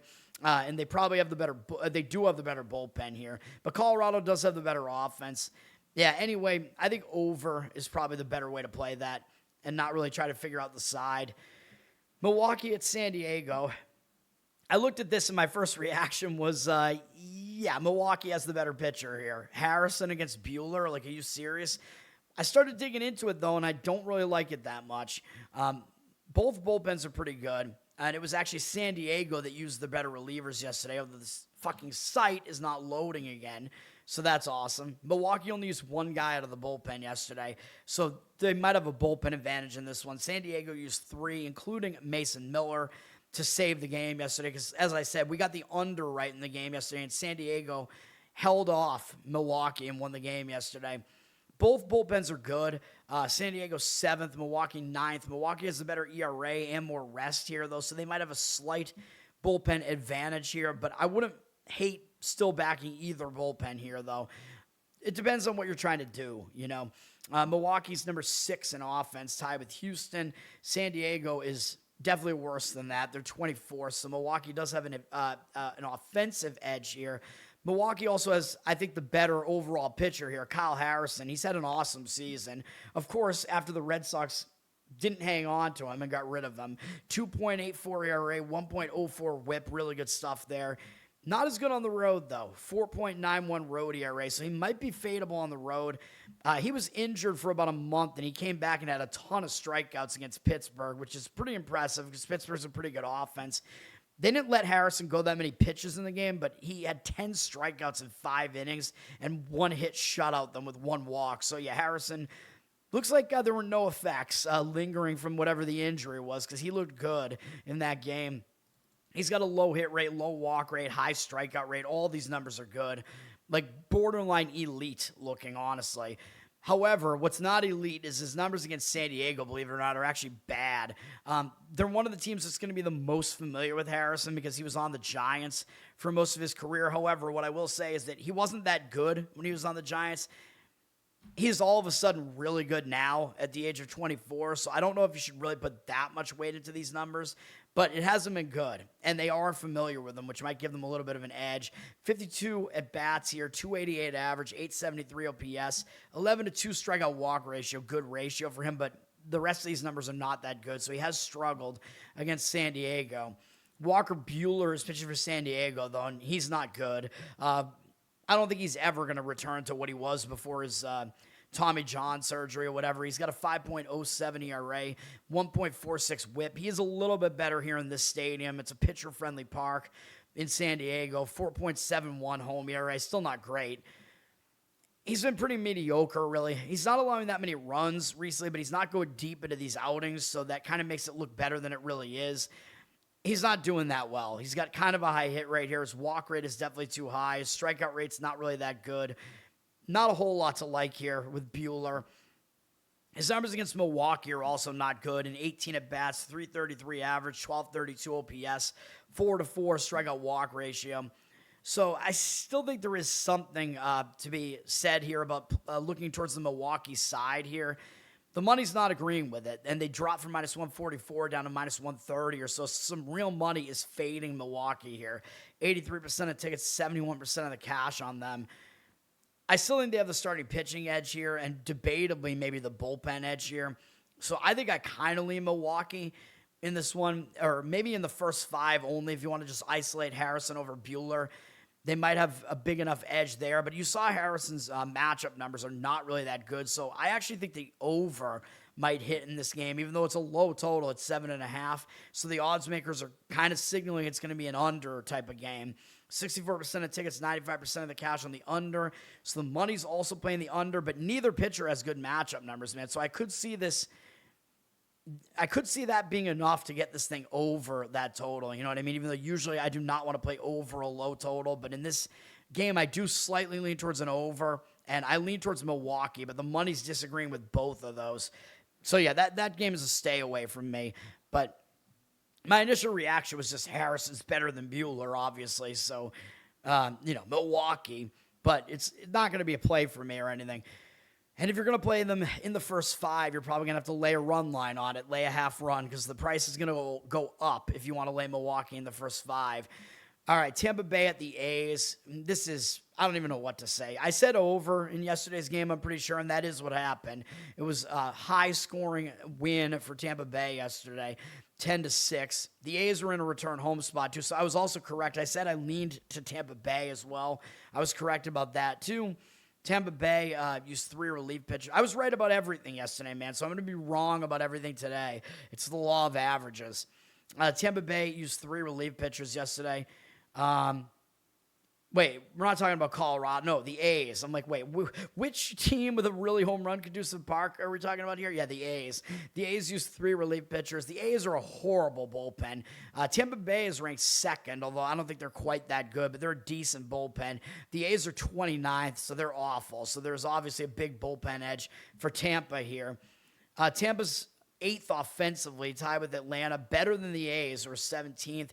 A's have some injuries. Now they've kind of fallen apart. So Tampa Bay has a lot of advantages here.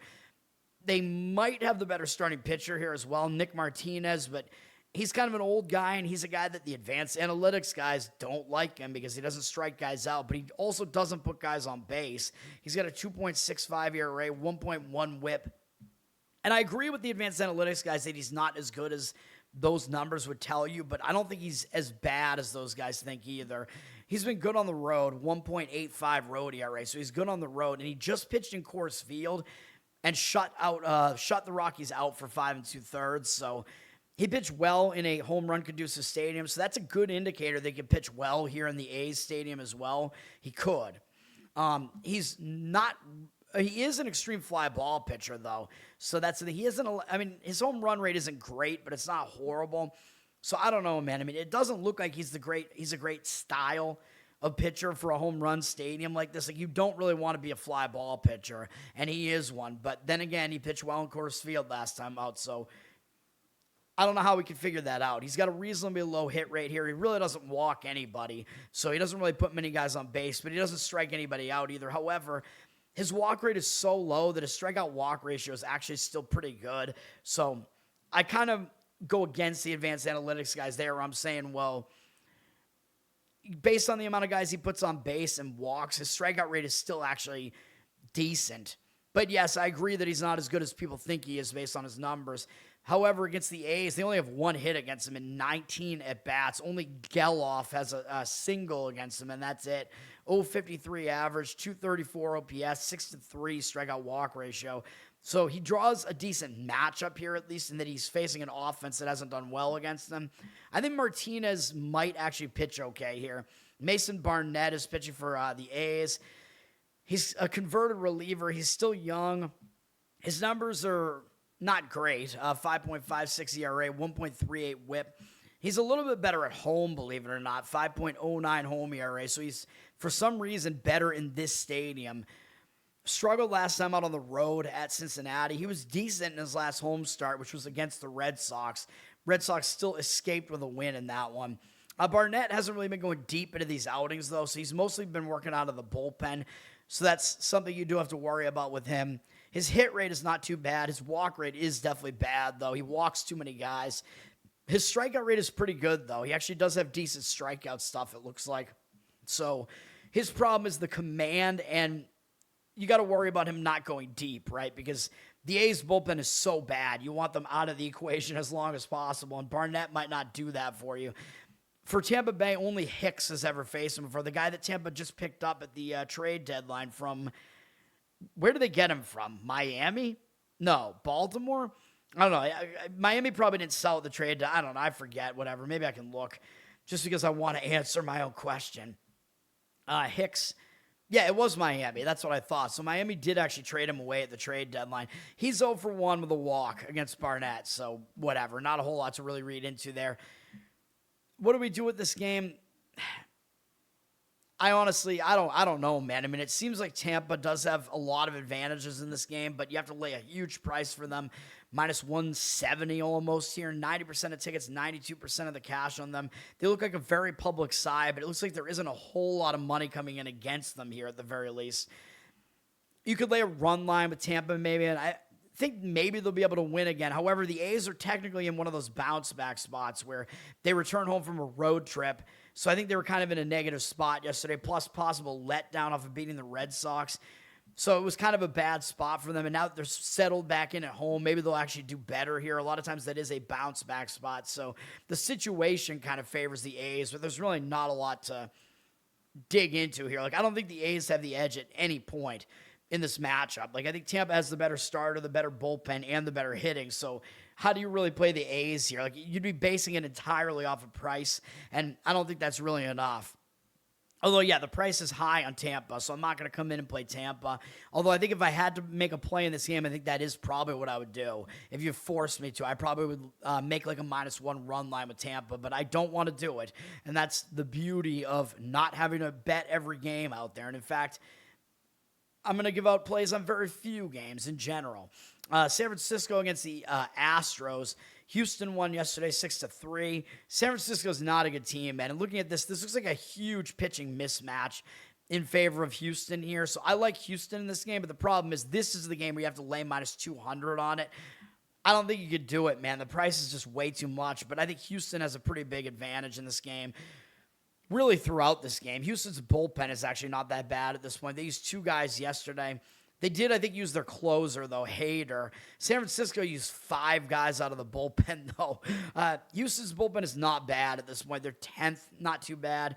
ERA below 4. San Francisco mid-4s ERA, 24th ranked. Not good. So I still give Houston a bullpen edge here.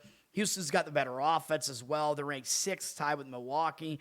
I keep saying San Francisco's offense isn't good, and they're back down to 18th here. So, yeah, I think I'm right about that, and they're definitely not that good at home. And I don't think they're going to do much against Hunter Brown, who I think is starting to pitch better again. Brown's kind of had an up-and-down season with some injuries, but he's definitely a talented pitcher, though. And he has had some good seasons in the last couple seasons. He's got a 3.53 ERA, 1.24 whip. His walk rate has really been an issue for him this year. That's been the issue that's driving up his whip right now. He's been good on the road, though, 2.45 road ERA. This is a pitcher-friendly park against a weak offense, so I think he should do well here. He pitched fairly well over his last few starts here, a couple of them against some bad offenses, but he's been good over his last few starts for the most part. He's got a low hit rate on the season. He hasn't pitched that much yet still because of the injuries, but yeah, his hit rate's good. His walk rate is the only issue with him right now. He's walking way too many guys this year. His strikeout rate's decent. It's pretty high. Gets a lot of ground balls. If he fixes the walks, he'll be back to where he was last couple seasons, where he was really good last year. And the year before that, he was pretty good. although his walks were a bit of an issue 2 years ago as well. Kind of figured that out last year. I think he will pitch well here. San Francisco's unfamiliar with him, too. Only Adames has faced him, and he's 0 for 2 against them. No strikeouts, no walks. So, yeah, I think Brown will pitch well here, and I think he's the way better pitcher against Carson Whisenhunt, who's getting the start for the Giants. I'm not sure that he's really going to start him, and I guess he probably will, but I think if you're going to play this game, you should pick Brown must start for Houston. Don't pick a starter for San Francisco because they might put an opener in front of Whisenhunt. I think he will pitch, but he's not good. He pitched a bit last year. He wasn't good. He's pitched this year a bit. He wasn't good. He isn't good. 7.25 ERA, 1.84 WHIP. None of that is good, although he is significantly better at home, so I'll give him that. 5.06 ERA at home with a much better 211 opponent batting average at home. So that's not bad, but there's really not a lot to like here. He's only made 5 appearances so far, and it's not good. His hit rate's high. His walk rate is really high. His strikeout rate is okay, but he's putting massive amounts of base runners on. I mean, this is not good, and allowing a lot of runs along with it. Astros haven't seen him before, but that's not going to be enough, right? Like, if you're not pitching well, unfamiliarity alone is not going to carry you, so I don't like Whisenhunt here. I think Houston is the right side here. They're also the team that has anything to play for here, but everybody kind of knows that, and they're a very public side, and the price on them is kind of ridiculous. 93% of tickets, 94% of the cash on them. They opened minus 200, and now they're down to minus 180. Price is a little bit better. It's still kind of crazy, though. I still think if I was going to play this game at all, I would lay the run line with Houston, though. I think Houston should win. Can they get enough runs here to win by margin? Yeah, they can. I mean, the money's playing the over at 8 here. The other way that you could do this is to just play Houston over their team total, but then you're taking what I think is an advantage away, which is Hunter Brown. I think he's a big edge to Houston. By the way, San Francisco hasn't even actually listed Whisenhunt as the starter here.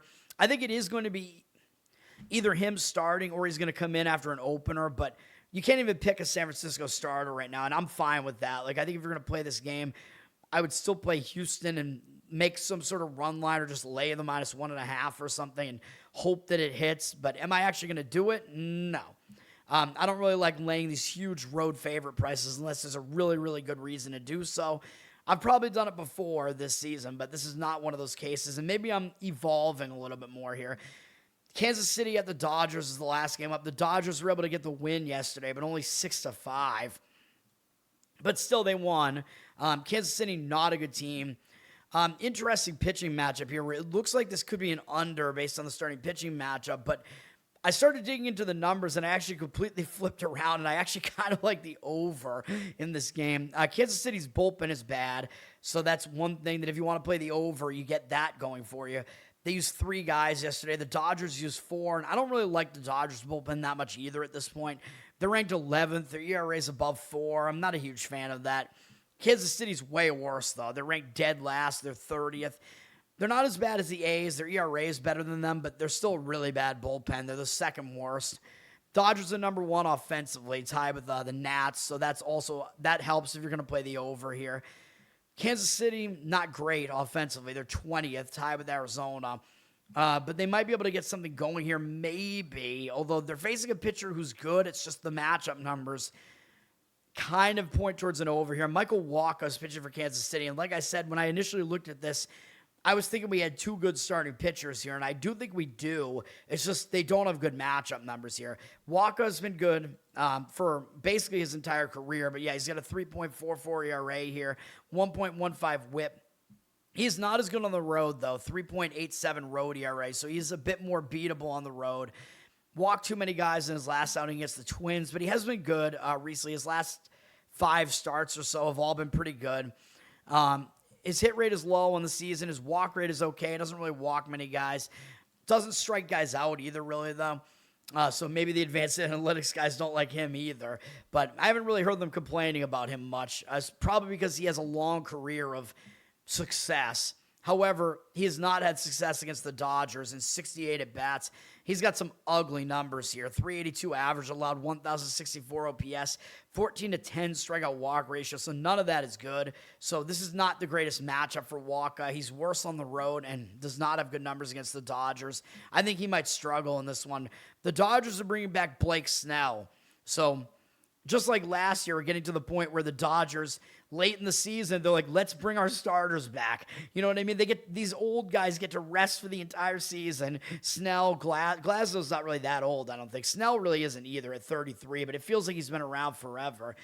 But this is what happened last year, right? Glasnow, Snell, they were injured for like the whole season. The Dodgers are just like, whatever, we can make the playoffs without them.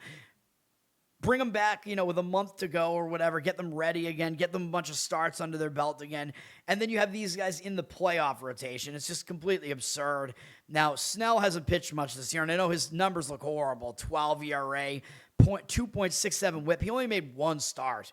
And yeah, it obviously wasn't good against Atlanta, but can you really take that much away from that? I would say no. I mean, we know what Snell has been throughout his career, and after he came back last year, he did pitch pretty well. Overall, his overall numbers over the course of his career, they're good. So I don't think there's that much to really dislike with Snell here, but we do have to look at what his numbers are against Kansas City, and as I was alluding to, they're actually not good. In 53 at-bats, he does have a good strikeout-walk ratio against them, 18-3, which interesting because Snell's biggest issue is the walks. He's usually unhittable, but he walks too many guys, and he does get a lot of strikeouts. But against Kansas City, he hasn't really walked that many of them. 302 average against here and 717 OPS. So his numbers are not great against Kansas City, although the OPS is okay. He hasn't allowed that much power to them, but the batting average is high. I could see this going both ways for Snell. Like, I actually think Walker he's the more likely pitcher to struggle here. Snell might do okay because you know what I always say, when a veteran comes back from the injured list again, he's going to be excited to get back out there. Like, Snell has been waiting for the entire season, working the entire season to get back out there. You know what I mean? Try to win another championship, whatever.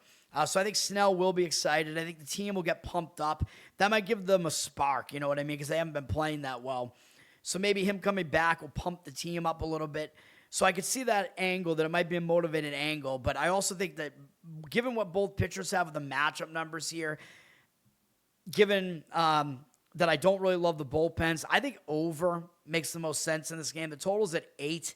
Looks like maybe 8.5, but there's not much of a difference between those two numbers. It's in no man's land there. It's not a key number. 55% of tickets, 88% of the cash on the over. So the money seems like it agrees with me on the over there. I think that's what I would do. The Dodgers are way too public. 89% of tickets, 66% of the cash on them. So a lot of money fading the Dodgers. And I think the thought is, well, if you could take like a plus 1.5 run line with Kansas City and you get Kansas City's best starter, at least basically with Walker, they might be able to kind of duel.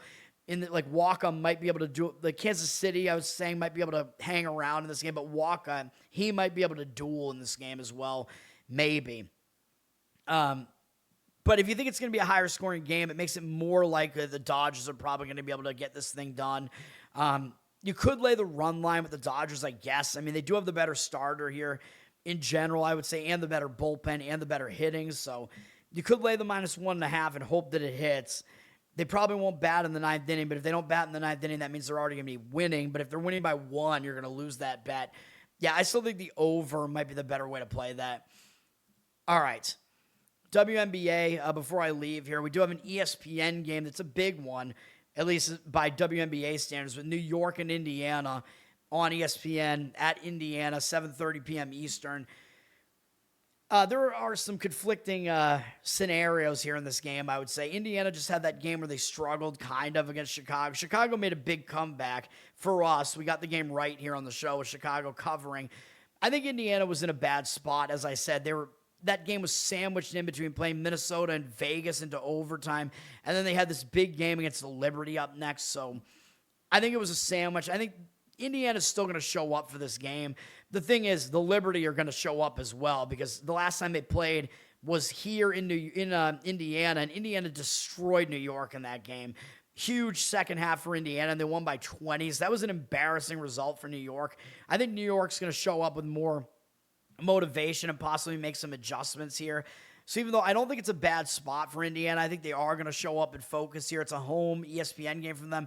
I think New York is going to make some adjustments to that last game and be able to hang around. The problem is New York's not in a good spot either. New York just blew out Vegas in an extremely satisfying win. They beat Vegas by 40 points, dude. So whenever somebody does that, I don't want to back a team after they do something like that. You know what I mean? I think the only way that you can kind of go is regression after a game like that. So I do not like the spot for the Liberty here either. The thing is, I kind of still see them showing up because it was so embarrassing the last time they played Indiana. And if you dig into this box score, it was kind of misleading, man. I mean, Indiana shot better from the field. They were lights out from the field. They hit 14 threes. They hit half of their threes. They took fewer threes than the Liberty did. And Indiana also had a free throw advantage in the game, although they did kind of win the game anyway.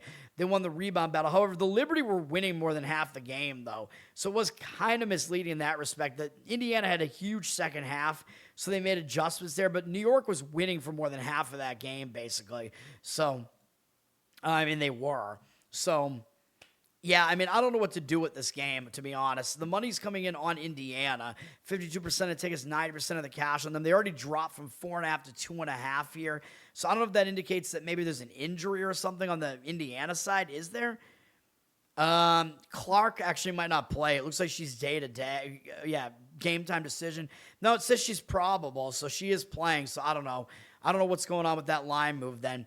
I think Clark would also be more of a move, though. Like, I think she would probably be about a 4-point move and not a 2-point move. So I don't know what that was. So the money's backing Indiana. And in a way, you know, I can see the argument for it. Like, New York is in that possible huge letdown after just destroying Vegas, which was a huge win for New York. So, you know, I could see the argument for that. But I don't think they're going to overlook Indiana either. Maybe that does give me a slight lean towards Indiana because it is a home game coming off a much easier. Really, it was a game where Indiana didn't play well against kind of a bad team in Chicago. So it could be kind of a bounce back type of spot for Indiana here. So yes, I guess I do agree. Now that I kind of went through all that in my head, I probably do agree with Indiana slightly here, but I don't want to do it because it is kind of a quick revenge spot for New York still. So probably more indicators towards Indiana than towards New York, but it's not a game that I would want to play. Washington at Vegas. Vegas is returning home from a road trip, so it's not a good spot for Vegas. They've been on the road for a while. They were on the road since August 1st, so they've been on the road for quite a while. They went all the way to the East Coast. They had some big games in here. Last couple games, they won at Indiana. They won at Atlanta and then at Indiana in overtime against Indiana. Just those are big wins there, Atlanta and Indiana. They had a big game against Minnesota. They lost, and they got destroyed by New York to finish the road trip. But that was a bad spot. And Vegas, remember, they actually benched all their players in that game, remember. That's part of the reason why they lost like that, is Vegas literally just rested everybody. Young, Gray, and Wilson, none of them played in that game for the Aces. So I would not read too much into that game. However, and the reason they did that is because it was a third game in 4 days, so it was a difficult spot for them. But this is still difficult. They're playing a third game in 4 days again here today and a fifth in 8 days, although at least their best players will be rested because they didn't play in that last game. So that does negate the lack of rest spot a little bit, you know what I mean, with the fact that all their best players will come back for this game here, but it is still a problem because it is still a return home spot, and you know I don't like that. And Vegas is having to travel all the way cross country from the East Coast to the West Coast. They got to play a late night game. They got to adjust their biological clocks again, plus deal with whatever home distractions there are. I don't like the spot for Vegas. Washington, they're a good defensive team, so they are a good underdog. They just beat the Mercury. That was a game where I thought Washington was going to not do well. I gave up Phoenix as a play in that game. I don't know what happened to Phoenix in that game. Washington's hot right now. They've won 7 games in a row, and they won against Phoenix in a really bad spot. The problem with Washington is they're also having to travel out to the West Coast to adjust to the Pacific time zone, so that kind of negates that disadvantage for Vegas because both teams have that disadvantage, having to go out to the Pacific Coast and play a late night game. So it's not good for either team. But because it is a return home spot for Vegas, I expect Washington will show up. Washington does have a good defense, like I said, so they can kind of hang around when they're an underdog. That is kind of their specialty, covering as underdogs. Vegas is actually going to play them twice here, which is kind of interesting. But I lean Washington here in this one. I think that's the way to play. What's the total in this game? The total is 170.5. So yeah, it's kind of on the lower side. It's the lower of the totals today, although it's gone up a little bit. But it looks like some money is coming back in on the under here. Vegas, you can still find this line at about 7. It looks like at some places. So it's right on that key number. I would take Washington plus 7, but the money is completely disagreeing. 81% of the tickets on Washington. I don't buy that. Do you really think the public is playing Washington here? There's no way. Why would they come in and play the team with the worst record here? And it's not really a record that looks that good, is it? Maybe it is, because maybe I'm wrong, because they've won 7 games in a row. You know what? Maybe the public is actually kind of coming in on them. I don't know. But Vegas is not particularly good at home, by the way. They're 9-5 at home, which isn't really that good. Yeah, I would still lean to Washington, even though, yeah, maybe they're a little bit public. It might be one of those scenarios where maybe the public is actually thinking, hey, both of these teams actually have good records, and you're going to give me this amount of points. It does look maybe a little bit tempting to them. 86% of the cash on Vegas, but it is still Vegas. Everybody knows they won the championship last year. They're still one of the best teams this year. But for me, it's about the spot. So, yeah, I would lean towards Washington there, but I'm not going to do it. And then Phoenix at LA. This is an interesting one, man. This is the Kelsey Plum battle because LA got rid of her and she's on Phoenix now. So this is her first time against her former team. So they might get up a little bit extra for it, but LA might want to beat her. But I think the motivation might be more on the Plum side here, trying to beat her former team. This game is in LA, but it's not in LA's home arena. It's at some other arena in LA. I don't really know why. That's why it has the asterisk here, but it is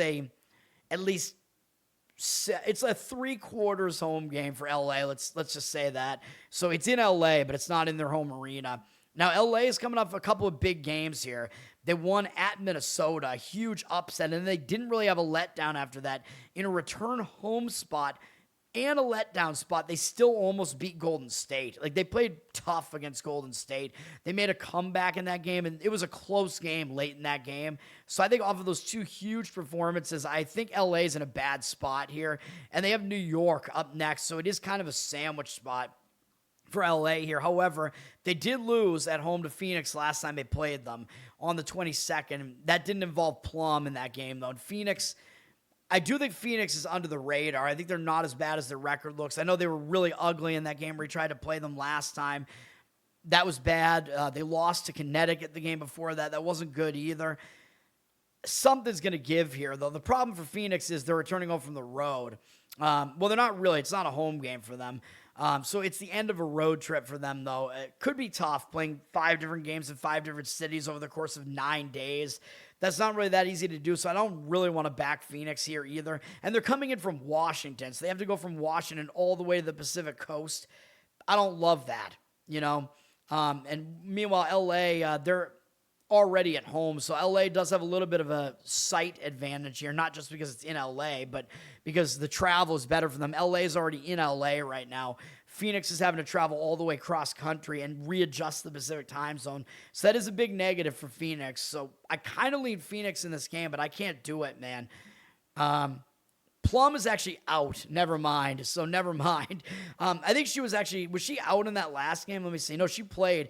Dude, I think that was part of the reason we lost that game. She got injured in that game and only played half the game.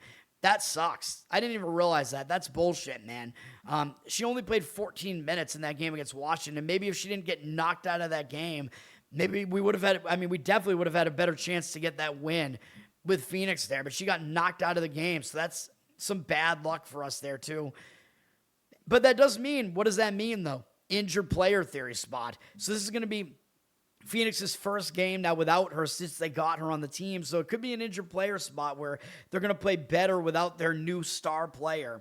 So instead of it being the Kelsey Plum battle, I think it's an injured player theory spot now where Phoenix might step it up without her and you'll get a little bit of extra value on them. So it looks like they were going to be a 1.5 point favorite, but now it's a 2.5 point LA price here. And LA, they're not really the type of team you want to lay points with, man. They're not a good defense. And the money is coming in on the over in this game, and it's somewhat, well, it's not really that high of a total. The total in New York, Indiana is ridiculously high because Indiana plays a really fast offensive style.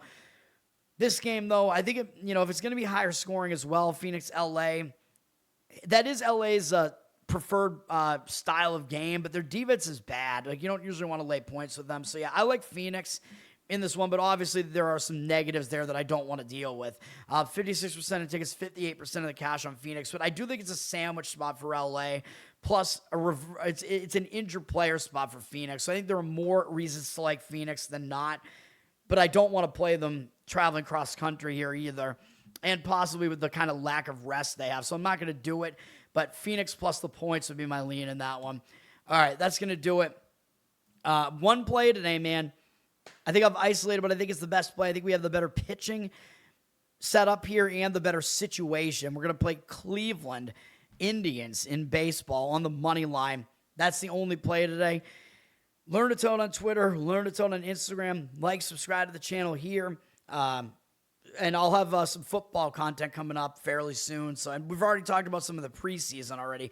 Preseason continues on Thursday with like 5 or 6 games. So I will talk about, I'm not going to go into great detail, but I usually kind of run down like the quarterback rotations and what I think. I never actually give out plays in the preseason. I'm not that crazy, although I know there are some professionals that do make money by doing it, but I just think there's too much unpredictability to really want to get involved in it.